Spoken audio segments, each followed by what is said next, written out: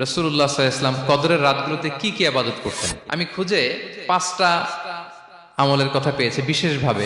রাসূল সাল্লাল্লাহু আলাইহি ওয়াসাল্লাম বলেছেন, মান হুরিমা খায়রাহা ফাকাদ হুরিম, যে কদরের বরকত থেকে, খায়ের থেকে বঞ্চিত হলো, সে আসলেই বঞ্চিত। হি ইজ দ্য লুজার, সে হতভাগা, সে পোড়া কপাল, সে বঞ্চিত।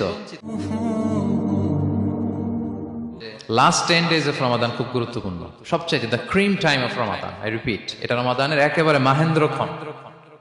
এই 10 দিনের যে কোনো 10 রাতের যে কোনো রাত কদর হয়ে যেতে পারে, বিশেষ করে অড নাইটস গুলো 21, 23, 25, 27 এবং 29, যে কোনো দিন হয়ে যেতে পারে কদর।